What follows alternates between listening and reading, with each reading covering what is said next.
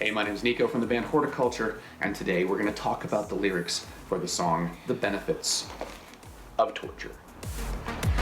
This joy, this faith, the benefits of torture I embrace.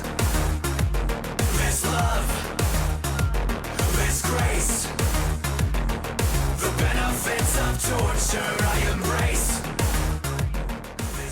What can really make songs very personal or make you connect with them is the meaning that you ascribe to those songs, the meaning that you get out of them. And then when you hear like, oh, the author was just writing about peanut butter the whole time, you're like, well, that's stupid. I thought it was about this. Well, now the song is dumb. So, I don't know. So maybe talking about the songs and what my intention and what my meaning was for that makes it less interesting. I don't know. Too bad. We're doing it anyway. Oh God.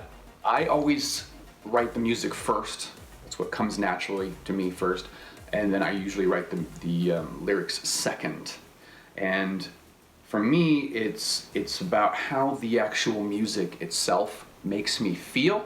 What kind of thoughts do I have in my head? What kind of images do I have in my head? And what do I want to say with this? I know some people do it the other way around.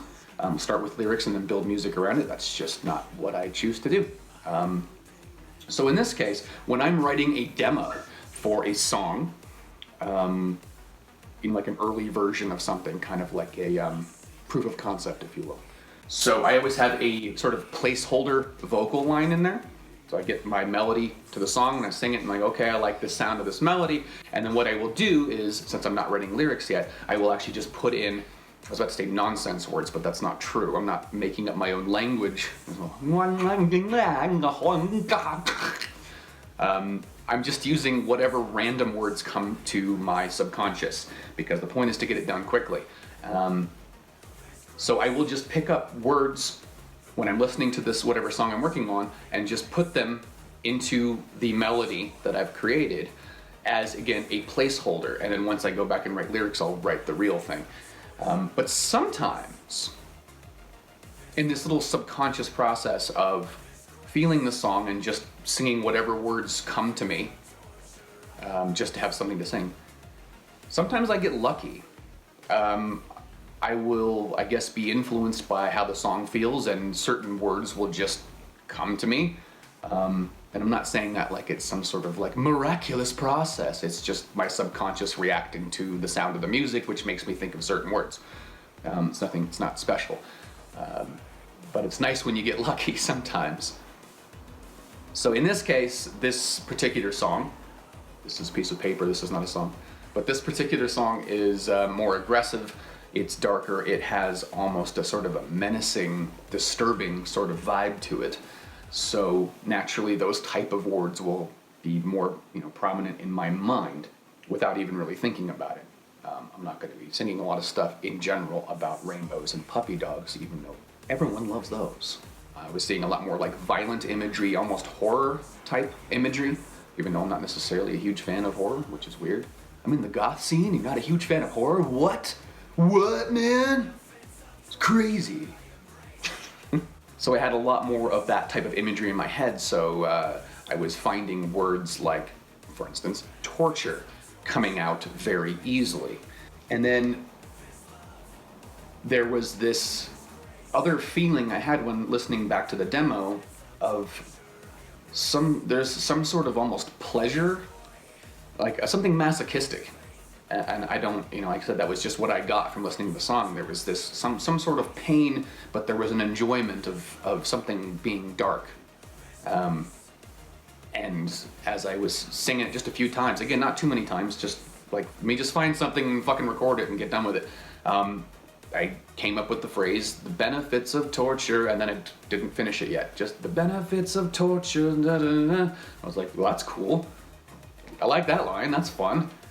So I wrote that down, and that was also the placeholder title, too. It was like, I'll just write this, benefits of torture, cool, got it.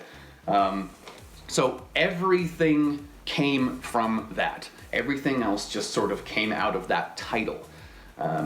So now I had a sort of a concept, or at least a direction, and from there it was much easier to start getting ideas and start writing down things. And to me, the initial idea of what does the benefits of torture even mean, right? Because I didn't come up with that intentionally. I was just making up stuff and it sounded good and just went with it. In this case, I had to kind of figure out, like, what does that phrase mean to me? What does the benefits of torture mean? What are the benefits of torture? And in what kind of torture? What are we actually talking about? Literal torture? Or are we talking about metaphorical? Naturally, I'm probably going to go metaphorical. I don't have a lot of experience actually torturing people. Sorry, guys. I know. You're very disappointed in me. And for me, the idea of benefits of torture fit very, very well with something that I am very familiar with, which is this concept of suffering for one's art as an artist, as a musician, as a creative person. This is very prevalent, I think, with a lot of creative people I know and a lot of artists, that we tend to, as the phrase goes, we suffer for our art. We feel we have to, or we feel we should, we feel it's the right thing to do, it's noble somehow, and that's, of course, ended up in the lyrics too.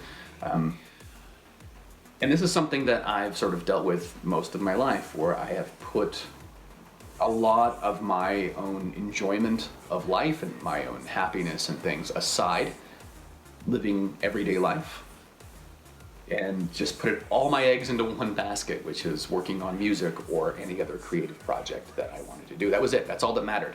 And I was willing to live a shittier life around that, around the creativity, if that makes any sense. You know, take crappy jobs and not necessarily be very healthy, not really work on myself, not focus on, relationships or, learning to love myself or anyone else.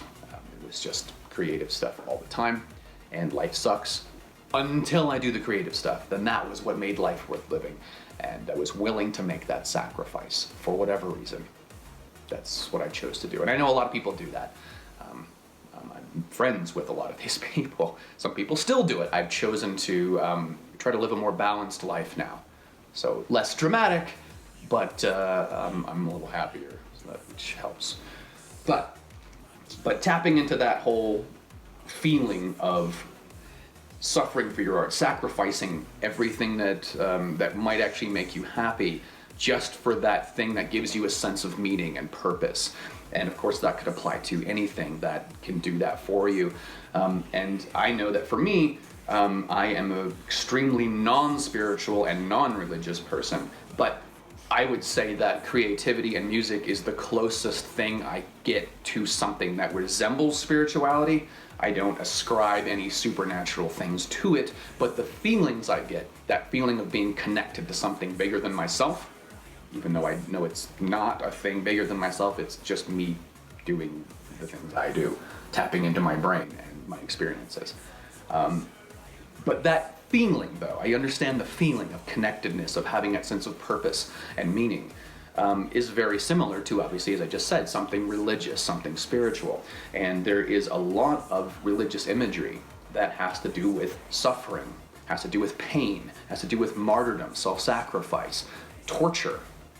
It's built into, especially Christianity, built into the religion. What started as basically just me thinking about, kind of this struggle of being a creative person and being an artist and how we do this to ourselves, ended up becoming this sort of, still being that, but then being told through this language of very dark religious imagery, because it was a lot of fun to be able to write that way. You get a lot of stuff, again, dealing with a revelation, holy disease, and then you get back to these things about, you can see being subservient. So obviously, I live to offer.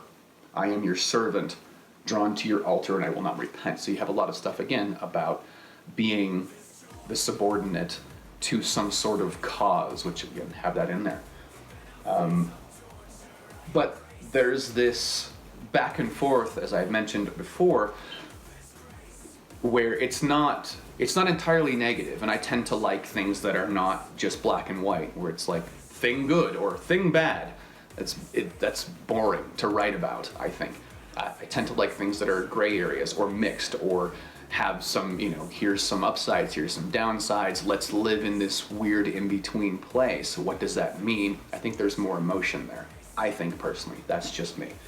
So that's why there's a lot of pulling and pushing back and forth between concepts that are designed, or lines I have in here that are designed to sound intentionally very negative. They're trying, they don't sound like positive things.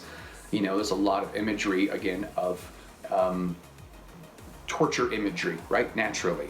But at the same time, it's interspersed with these things that feel that they sort of lift you up. Words like, again, inspiration, revelation, purpose, believer, noble, sacred calling. So it's this back and forth thing between things that sound like they're very uplifting and very positive, and things that are very negative and painful. And I wanted to sort of strike that contrast and feel like these things are related. It's not black and white, which of course, everything, all the imagery we do for this is black and white, but that's a little different. That's graphic design. But yeah, I wanted to feel like we were riding that line between these things are cause and effect, these things are related. It's not so simple as, again, something is all good or something is all bad. That it's often there is strange joy in suffering. I don't know. Don't know what else to tell you. These are lyrics. I wrote them. They're in a song. We talked about them. This is a video about those things. Check mark. Cool. All right. Well, hey, thanks for spending some time with me. Thanks for listening. Hopefully there was something interesting in there. And if not, you just wasted your time. So, good for you. All right. Anyway, thanks for watching again. Appreciate it. My name is Nico, again from the band Whorticulture. I will see you next time.